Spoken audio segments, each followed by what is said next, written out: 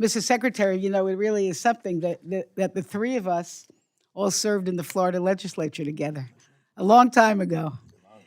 And I also want to say, I want to just thank my chair, who we work very hard to on bipartisanship, because one thing I do really believe is when we're talking about facing the world and the challenges, that we have to try to be on the same page. Now, we do have some differences of opinion, which I will talk about today. And I also want to say, Secretary, I saw you this morning, your testimony. This is a very rigorous day for you, and we see you all over the world. And I thank you for your service. I may not agree with everything you say or do, but I have a lot of respect for the time and commitment that you put into your job. On the budget, I'm not going to talk that much about the budget. I really, the comments I have are really going to be on what's going on in the State Department from our point of view, the Democrats' point of view. We do have a couple of missing members. I want people to know, because it's primary day in some of the states in this country, and so they're out actually in their reelection. It's not that they didn't want to see you. I just want to say on this budget, last year we worked out, I think, I didn't like the top lines. I think we could have had more money, but the fact is we did come up with a bipartisan agreement. This year, our budget passed here only on Republican support. For us, things were missing, like our paying our dues to the UN, family planning for the women of the world, human rights. We think we have to do a better job on that. And I hope as our budget goes through, we can get together on those points. But at the core of this hearing is about whether America leads or retreats, whether we prevent crises or wait for them to become catastrophes, and whether we preserve the diplomatic, development, and humanitarian tools that makes and will make America safer, stronger, and more prosperous. Mr. Secretary, when you started your tenure at the State Department, I was honored to attend your welcome. I will tell you that I thought you were there with me, right? Or I was there with you. We were together. We were together with a lot of other people. And I would just say this, your remarks were inspiring. And I left very, very hopeful about your commitment to democracy and American leadership. And then what happened? Doge came in with Elon Musk. I'm not going to go through the litany of names, came in with what I think was an insidious sledgehammer. Because we have witnessed the devastating consequences of the devastation and dismantling of USAID, the terminating of critical health and development programs, and forcing thousands of experienced public servants out of government. And the consequences are not hypothetical. People are living in some of the world's most vulnerable countries, places facing poverty, conflict, hunger, and weak health systems that have long relied on American partnership and leadership. Places like Sudan, Haiti, Ethiopia are losing access to health care. Families are going hungry, humanitarian crises are deepening, and Americans' influence is shrinking as our adversaries are expanding theirs, AKA, of course, China. In just 1 year, Mr. Secretary, these cuts have contributed to more than 750,000 deaths worldwide, roughly 88 lives every hour. Malaria is surging. HIV treatment programs have been disrupted. Health centers have been closed. We hear reports from countries like Haiti, the Democratic Republic of Congo, Bangladesh, and Jordan, where cuts to family planning have forced more than 1,400 clinics to shut their doors, leaving an estimated 9 million women without care and contributing to increases in hemorrhage, infection, unsafe abortion, and preventable death. These are the mothers of the children, the spouses that we expect to be taking care of families. Experts warned us we're on track for millions more preventable deaths by 2030, And meanwhile, a dangerous Ebola outbreak in the Democratic Republic of the Congo is spreading rapidly, making it harder to contain by the administration's decision to cut funding to the World Health Organization, which has resulted in their staff cuts. And now, this is a good one, or a bad one. At the direction of the vaccine conspiracy theorists, also known as Robert F. Kennedy Jr., the Secretary of Health and Human Services, this administration is continuing to withhold funds from Gavi, the Vaccine Alliance. And this is an organization which has helped save more than 20 million lives since 2000, immunized more than 1 billion children, strengthened health systems in some of the world's poorest countries, and help prevent the outbreaks of the deadly diseases such as measles, polio, pneumonia, retrovirus, and yellow fever, stopping them from becoming global threats.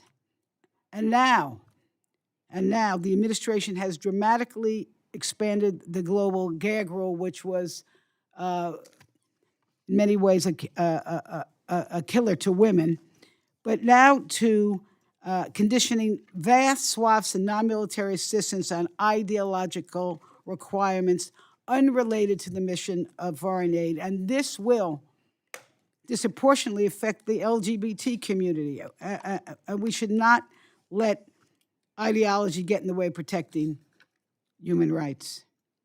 At the same time, an understaffed and weakened State Department is expected to absorb the full scope of America's diplomatic, development, and humanitarian responsibilities while operating under restrictive, politically driven directives that often bypass congressional intent. And boy, has that been happening.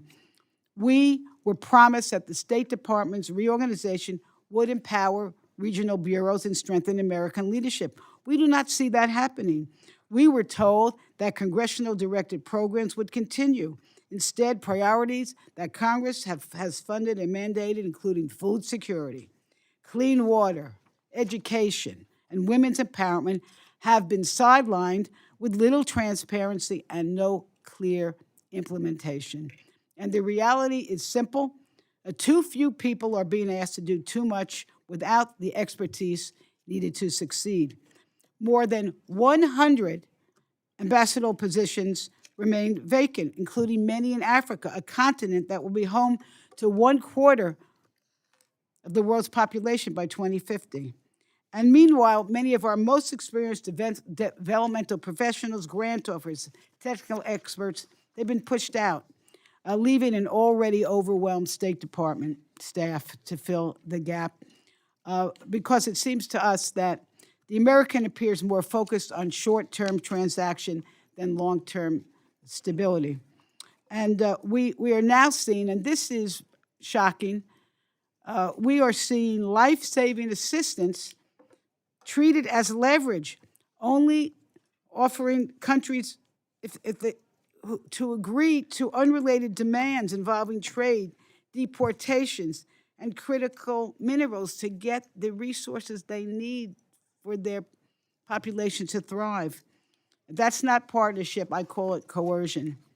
And, around the world, the humanitarian crisis continues.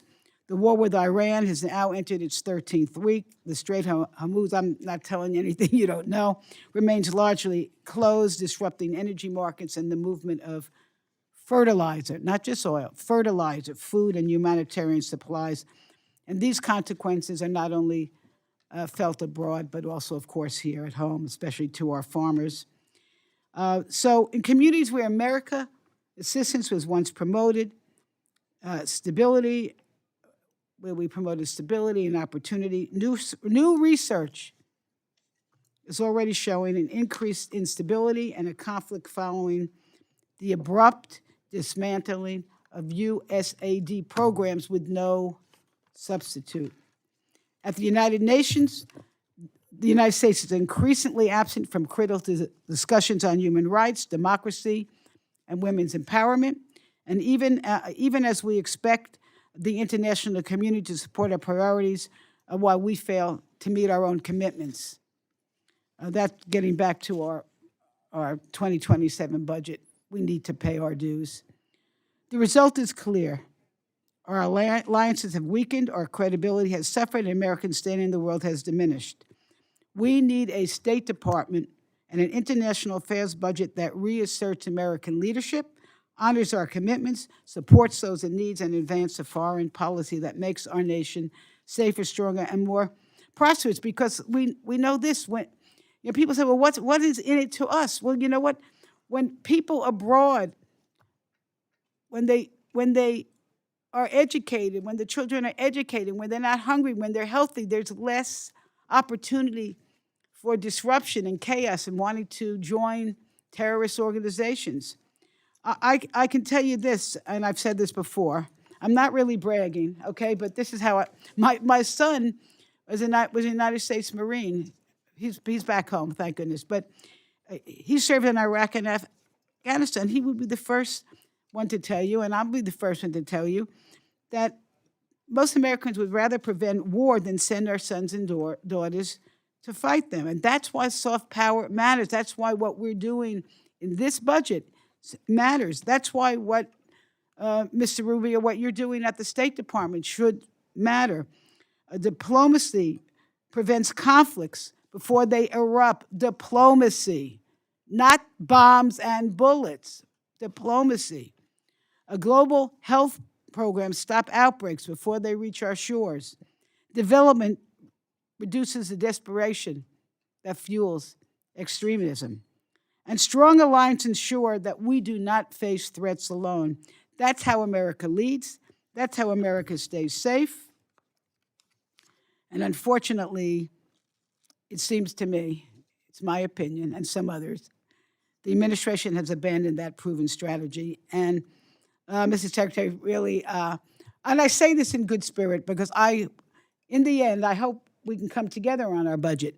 And I hope you'll share today with this committee how the United States intends to meet today's global challenges without sacrificing the diplomatic, development, and humanitarian tools that have long advanced our interests. And we'll look forward to your testimony and to the questions of my colleagues. And with that, Mr. Chair, I yield back. I thank the